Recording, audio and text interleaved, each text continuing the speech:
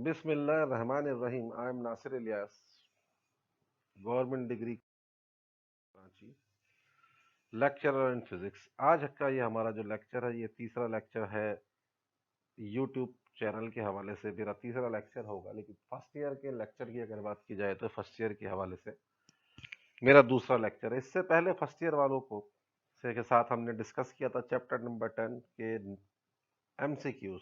जो geometrical optics का हमारा चैप्टर था, उसको हमने डिस्कस किया था। उससे रिलेटेड हमारे एमसीक्यूज आप लोगों ने डिस्कस किए, उसके मुतालिक क्वेश्चंस किए, जो भी सवालात थे उसके जवाबात हुए। अब हम डिस्कस कर रहे हैं चैप्टर नंबर 5 जो आपकी बुक में है, और उस चैप्टर का नाम है torque, equilibrium and angular momentum. उससे रिलेटेड एमसीक्यूज जो पिछले सालों में आए हुए हैं, हम उनको डिस्कस करेंगे, और आपसे उसके मुतालिक अगर कोई कंफ्यूजन होगी तो वो बात करेंगे। हमारा जो पहला एमसीक्यूज है चैप्टर नंबर 5 के हवाले से, अगर हम देखते हैं, क्या है, the two forces which are equal in magnitude but opposite in direction and not acting along the same straight line forms a। क्या चीज बनाती है अगर दो फोर्सेस जो आपस में इक्वल हो मैग्नीट्यूड में और डायरेक्शन उनकी अपोजिट हो, एक ही लाइन पर एक्ट कर रही हो लेकिन एक ही पॉइंट पर एक्ट नहीं कर रहे हो, ये क्या चीज होती है? आपने बहुत अच्छी तरह पढ़ा हुआ है। सर्किल तो नहीं हो सकता। कपल आपने पढ़ा हुआ है। कपल क्या ये हो सकता है? इस पर जरा गौर कीजिए। कपल हो सकता है या नहीं हो सकता? पावर भी नहीं हो सकती। Power is a quantity, torque is a quantity. क्या ये सर्किल बनता है, ये कपल बनता है?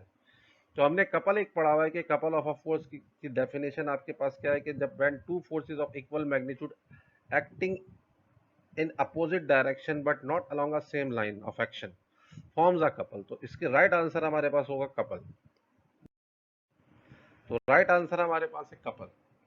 अगर हम इस तरह से बात करते हैं, एक दूसरा क्वेश्चन जो कि the point which describes the motion of the whole system और बॉडी नॉन एज द, एक ऐसा पॉइंट जो पूरी बॉडी की, पूरी सिस्टम की मोशन को डिस्क्राइब करता है, वो क्या कहलाता है? आपने centre of mass, centre of gravity, inertia, moment of inertia, आपके जहन में क्या आता है?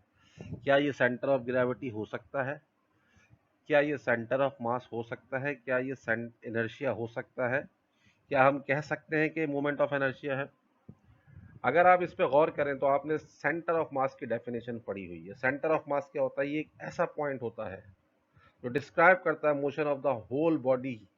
ये आपने बहुत अच्छी तरह पढ़ा है। तो इसका राइट आंसर हमारे पास होगा सेंटर ऑफ मास, यानी कि राइट, सेंटर ऑफ मास। तीसरे एमसीक्यूज की तरफ चलते हैं। If second condition of equilibrium is satisfied, body will be in, body कौन से इक्विलिब्रियम में होगी? सबसे पहले आप इसके ऑप्शंस देख लेते हैं कि ट्रांजिशनल इक्विलिब्रियम में होगी, या लीनियर इक्विलिब्रियम जिसको कहते हैं, रोटेशनल इक्विलिब्रियम में होगी, वाइब्रेशनल इक्विलिब्रियम में होगी, या स्टैटिक इक्विलिब्रियम में होगी। सेकंड कंडीशन ऑफ इक्विलिब्रियम क्या होती है? सेकंड कंडीशन ऑफ इक्विलिब्रियम ये कहती है, if the sum of all torque acting on a body is equal to zero, the body will be in rotational equilibrium. अगर आप डेफिनेशन पे जाते हैं तो आपको इसका जवाब इजीली मिल जाता है, रोटेशनल इक्विलिब्रियम इसका आंसर होगा। Right answer is B, rotational equilibrium. अब हम चौथे एमसीक्यूज की तरफ आते हैं। Larger the moment arm the greater will be the axis of rotation, torque, linear momentum, velocity. Moment arm, axis of rotation हमारे पास एक फिक्स पोजीशन का नाम होता है, वो किसी भी सूरत में चेंज नहीं होती, कम या ज़्यादा होने की बात नहीं हो सकती। लीनियर मोमेंटम का जिक्र यहाँ पे नहीं हो सकता। Larger the moment arm. अच्छा, टॉर्क की डेफिनेशन आपके पास क्या होती है? Torque is the product of force end moment arm. अगर हम मोमेंट आर्म बढ़ा दें तो क्या टॉर्क पे असर पड़ेगा? टॉर्क पे असर पड़ेगा, टॉर्क हमारा बढ़ जाएगा। तो इसका भी राइट आंसर मेरे ख्याल से बी ही होना चाहिए। Right answer is B, torque. अगले एमसीक्यूज की तरफ आते हैं। The centre of mass of a system of a particle. Centre of mass आपको पता है कि क्या होता है? जो डिस्क्राइब करता है motion of a whole body. Coincide with the centre of gravity the uniform gravitational field. ये आपके पास कॉन्साइड करता है यूनिफॉर्म ग्रेविटेशनल फील्ड के साथ में, कॉन्साइड करता है सेंटर ऑफ ग्रेविटी के साथ इन अ यूनिफॉर्म ग्रेविटेशनल फील्ड में। क्या ऐसा होता है? कभी कोइंसाइड ही नहीं करता सेंटर ऑफ मास और सेंटर ऑफ ग्रेविटी। क्या ऐसा हो सकता है? या अगली बात ये दी जा रही है coincides with the centre of gravity in non uniform gravitational field. चौथी बात की जा रही है always coincide with the centre of gravity. अगर आप इसको देखते हैं सेंटर ऑफ मास जब पढ़ते हैं, इसके अगले पेज पे जब आते हैं पेज नंबर 142 पे देखते हैं कि सेंटर ऑफ मास और सेंटर ऑफ ग्रेविटी एक ही सूरत में कॉन्साइड करते हैं, और वो सूरत ये है कि जब यूनिफॉर्म ग्रेविटेशनल फील्ड होगी। तो हमारे पास coincide with the centre of gravity in uniform gravitational field, पहला आंसर ऑप्शन इसका बिल्कुल करेक्ट होगा। Coincide with the centre of gravity in uniform gravitational field. हम छठे एमसीक्यूज की तरफ आते हैं। If the axis of rotation does not passes through the body the rotatory motion is said to be. अगर एक्सिस ऑफ रोटेशन, आपके पास दो तरह की रोटेटरी मोशंस, दो तरह की टाइप्स होती है रोटेटरी मोशन की, एक होती है स्पिन मोशन, एक होती है ऑर्बिटल मोशन। अगर एक्सिस ऑफ रोटेशन बॉडी के अंदर से पास हो रहा होता है तो वो स्पिन मोशन कहलाती है, और अगर उसमें से पास नहीं हो रहा होता तो वो ऑर्बिटल मोशन कहलाती है। यहाँ पे सवाल हमारा है, if the axis of rotation does not pass through the body the rotatory motion is said to be orbital motion. I think the right option will be orbital motion. Oscillatory motion की बात नहीं हो सकती, vibratory motion की बात नहीं हो सकती। ऑसिलेटरी और वाइब्रेटरी मोशन दोनों आपके पास थोड़ा सा एक डिफरेंस होता है, लेकिन यहाँ पे रोटेशन का जिक्र हो रहा है तो रोटेटरी मोशन के अंदर स्पिन और ऑर्बिटल ही आती है, तो इसका राइट ऑप्शन आपके पास ऑर्बिटल मोशन ही होगा। Orbital motion. एमसीक्यूज नंबर 7 पे आते हैं। A body is said to be in uniform equilibrium when it is moving in a circular path। जब ये सर्कुलर पाथ में मूव हो रही हो, ये कुछ बात समझ में नहीं आती। It is moving with uniform velocity, uniform velocity से मूव हो रही हो, ये बात कुछ समझ में आती है। It is at rest accelerated by an external force. आपके पास यूनिफॉर्म इक्विलिब्रियम की बात हो रही है। यूनिफॉर्म इक्विलिब्रियम में बॉडी कब होती है, जब बॉडी मूव हो रही है लेकिन कांस्टेंट ये यूनिफॉर्म वेलोसिटी से एक्सेलरेशन जीरो हो। तो इसका भी राइट ऑप्शन आपके पास बी है। It is moving with velocity. The motion of planet round the sun is an example of. आपके पास the motion of planet around the sun is the example of. किस चीज की एग्जाम्पल होती है, यहाँ पे आपके पास ये रोटेटरी मोशन होती है। एक्सिस ऑफ रोटेशन बॉडी के सेंटर से पास नहीं हो रहा, बॉडी के सेंटर से बाहर है, तो मेरे ख्याल से right option will be orbital motion. तो यहाँ भी बी ही ऑप्शन नजर आता है हमें, ऑर्बिटल मोशन। अगर हम orbital motion, when the net torque acting on a body is zero which of the physical quantity will be constant. Linear momentum, angular momentum, force या energy. Law of conservation of angular momentum आपके जहन में है कुछ? The rate of change of angular momentum is equal to torque. यानी कि जब body पे एक्ट करने वाला टॉर्क जीरो हो जाए तो क्या चीज कांस्टेंट होगी आपके पास? Angular momentum. तो ये आपके पास law of conservation of angular momentum की सिर्फ स्टेटमेंट अगर पढ़ ली जाए तो ये बात समझ में आ जाती है। तो इसका भी राइट ऑप्शन हमारे पास एंगुलर मोमेंटम ही होगा। Motion of a paratrooper is an example of. Motion of a paratrooper हमारे पास किस चीज की एग्जाम्पल होती है? स्टैटिक इक्विलिब्रियम की, डायनामिक इक्विलिब्रियम की, रोटेशनल इक्विलिब्रियम की, या इन तीनों की? इन तीनों की तो एग्जाम्पल ये नहीं हो सकती क्योंकि तीनों डिफरेंट चीजें हैं। स्टैटिक इक्विलिब्रियम का मकसद ये होता है कि बॉडी रुकी हुई हो। डायनामिक इक्विलिब्रियम का मतलब ये होता है कि जब बॉडी मूव हो रही है विद कांस्टेंट वेलोसिटी। तो यहाँ पे हमारा राइट ऑप्शन यहाँ भी इत्तेफाक से बी ही है। तो dynamic equilibrium is the right answer.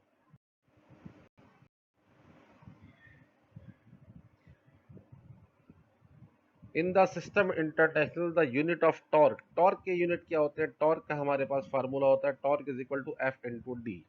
F into D का मकसद ये होता है, एफ के फोर्स के यूनिट हो जाते हैं न्यूटन, और डी यानी मोमेंट आर्म के यूनिट हो जाते हैं मीटर। तो राइट ऑप्शन आपके पास, आपको पहला ही राइट ऑप्शन नजर आ रहा है कि न्यूटन मीटर इसका राइट ऑप्शन है। तो न्यूटन मीटर राइट ऑप्शन। अच्छा जी, MCQ number 12। The torque is the product of two vectors, force and displacement, and is a vector है। ये कह रहा है कि टॉर्क आपके पास एक वेक्टर है जो फोर्स और डिस्प्लेसमेंट या मोमेंट आर्म से निकलता है एफ क्रॉस डी से। और ये खुद कहाँ होता है? जब कोई भी चीज आपके पास क्रॉस प्रोडक्ट का रिजल्टेंट होती है तो वो परपेंडिकुलर होती है उन दोनों के ऊपर, यानी कि 90 डिग्री पे होगा। It is clear. 180 डिग्री पे नहीं हो सकता, ये सी भी नहीं हो सकता, पैरेलल यानी कि 0 डिग्री पे भी नहीं हो सकता। ये बात हमें क्लियर हो रही है। बी नजर देखें अगर आप भी, 90 degree to the plane of force and displacement, जो भी क्वांटिटी दो चीजों का क्रॉस प्रोडक्ट होगा वो उन प्लेन के ऊपर परपेंडिकुलर यानी कि 90 डिग्री पे होगा। तो यहां भी आपका आंसर आता है बी, यानी कि 90 degree to the plane of force and displacement. MCQ number 13, if the vector sum, the torque acting on it is zero. If the vector sum, the torque acting on it is zero, the body is said to be in कौन से equilibrium में होगी? Static equilibrium, rotational equilibrium, dynamic equilibrium, translational equilibrium. If the sum of all torques acting on a body, शुरू में भी बताई थी बात कि आपके पास ये रोटेशनल इक्विलिब्रियम होता है according to the second statement of equilibrium. If the sum of all torques acting on a body, the body is said to be in rotational equilibrium. तो इसका आंसर हमारे पास क्या आ रहा है? Rotational equilibrium. Rotational equilibrium. The angular momentum of the body is conserved if the net torque acting on it is, ये कह रहा है कि एंगुलर मोमेंटम आपके पास कांस्टेंट होगा। तो conserve means constant. If the net torque acting on it क्या होता है? यही आ गई law of conservation of angular momentum की statement. If the sum of torque acting on a body is equal to zero, the total angular momentum of the body will remain constant. यहाँ पे आपके पास टॉर्क अगर zero के बराबर होगा तो angular momentum conserved यानी कि कांस्टेंट होगा। तो यहाँ पे राइट ऑप्शन आपके पास आ रहा है। इत्तेफाक की बात है कि डी ऑप्शन आ रहा है, तो राइट ऑप्शन इज जीरो, यानी D. Sorry, the right answer is angular acceleration. Angular acceleration is a क्या है? अगर देखा जाए तो आपके पास एक क्वांटिटी जो किसी बॉडी को रोटेट कराती है, वो क्वांटिटी हमारे पास कहलाती है टॉर्क। लेकिन अगर बात हो रही है angular quantity which tends to rotate a body spot, तो वो आपके पास एंगुलर एक्सेलरेशन होगी, क्योंकि टॉर्क एक quantity which produce angular acceleration. Torque angular acceleration produce करती है और एंगुलर एक्सेलरेशन ही एंगुलर क्वांटिटी होती है, क्योंकि एंगुलर क्वांटिटीज का अगर जिक्र करते हैं तो उसके अंदर एंगुलर डिस्प्लेसमेंट, एंगुलर वेलोसिटी और एंगुलर एक्सेलरेशन आता है। अगर सिर्फ क्वांटिटी की बात होगी तो टॉर्क होगा, और अगर एंगुलर क्वांटिटी की बात होती है तो एंगुलर एक्सेलरेशन होता है।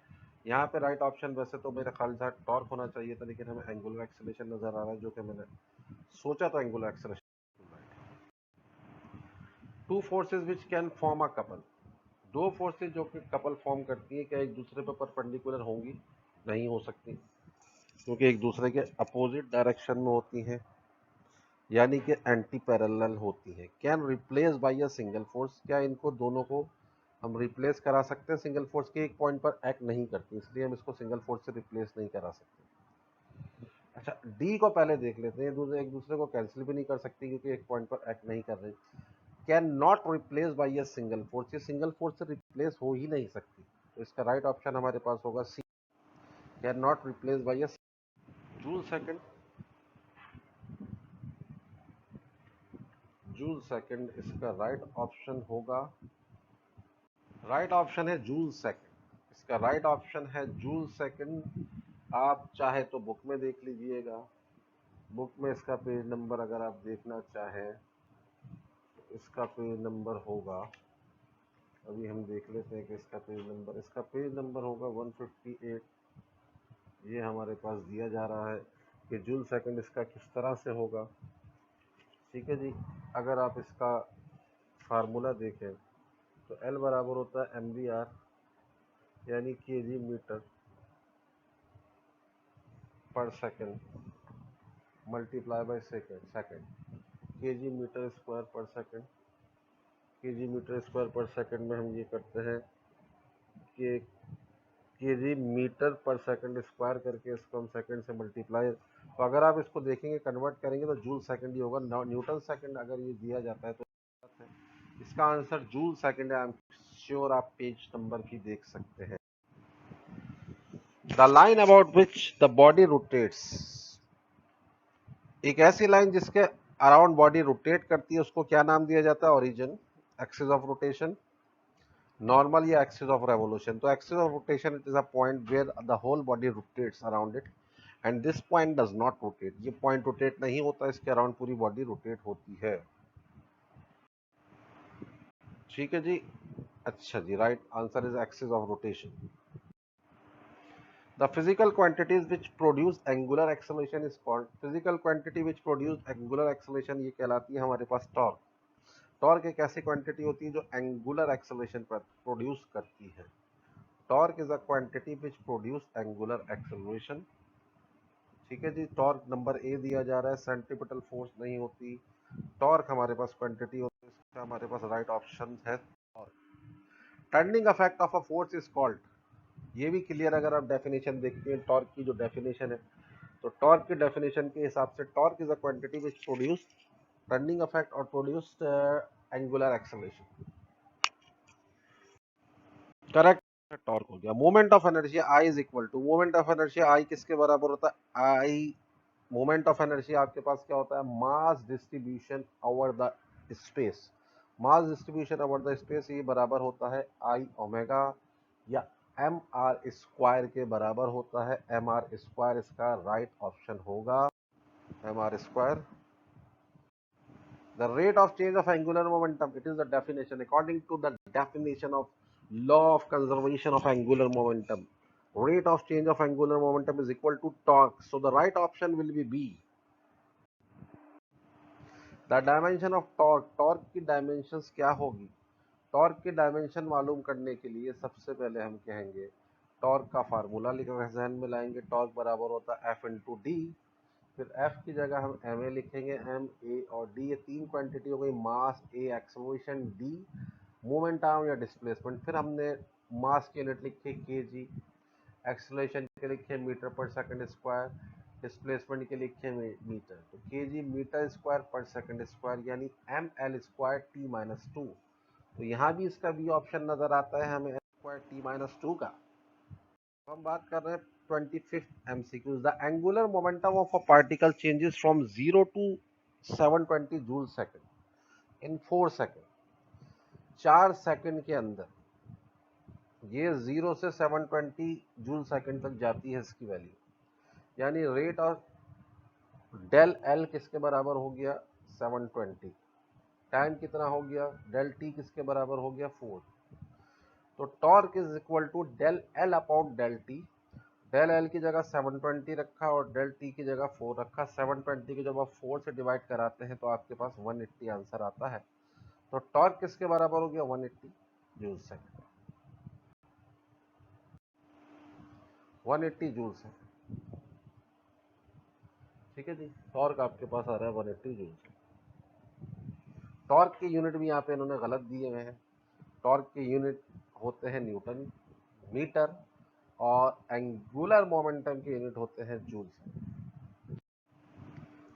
The magnitude of torque of the couple depends upon, the magnitude of torque of the couple depends upon the distance of F from origin.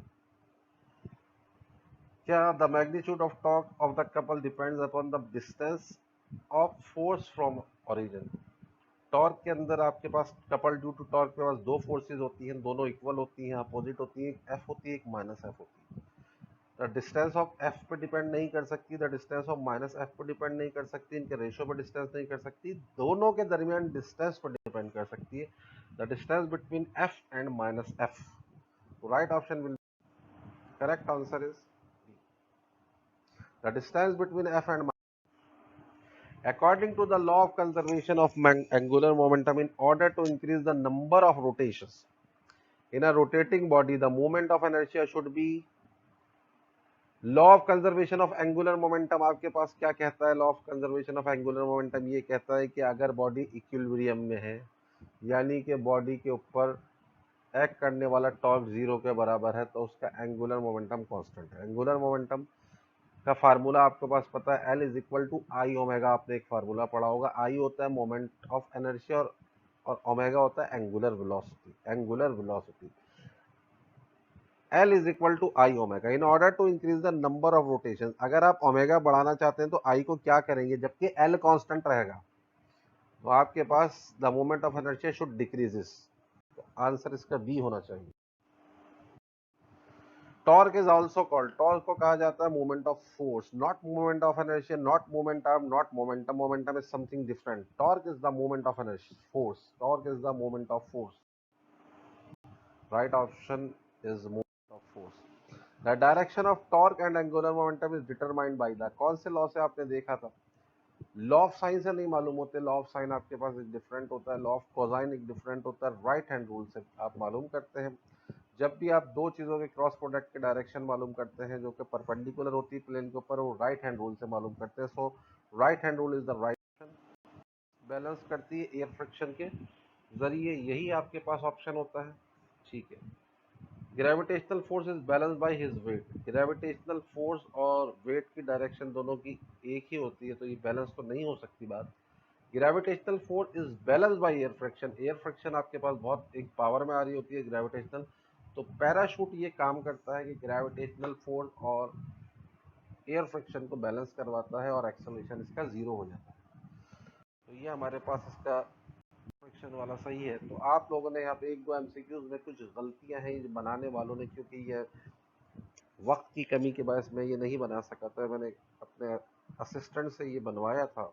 तो इसमें एक दो गलतियां हैं जो कि मैंने एट द स्पॉट उनको करेक्ट कर दिया, बता दिया आपको, उसमें कोई कन्फ्यूजन की बात नहीं है। नेक्स्ट टाइम इंशाल्लाह आपको ऐसा मौका नहीं मिलेगा। तो आप लोग इनसे मुताल्लिक एमसीक्यूज मेरे ख्याल से आप लोगों के चैप्टर नंबर 5 से बहुत अच्छी तरह से आपने समझ लिए होंगे। अभी इंशाल्लाह पेपर में अगर कोई एमसीक्यूज चैप्टर नंबर 5 का आता है तो आपको कोई प्रॉब्लम नहीं होनी चाहिए। लेकिन अगर कोई भी कन्फ्यूजन होती है तो आप मेरे वीडियो के ऊपर भी कमेंट्स देके पूछ सकते हैं। आप मेरे पर्सनल नंबर पर डायरेक्ट बात कर सकते हैं, व्हाट्सएप ग्रुप में आप मुझे से सवाल कर सकते हैं, कोई प्रॉब्लम नहीं इंशाल्लाह।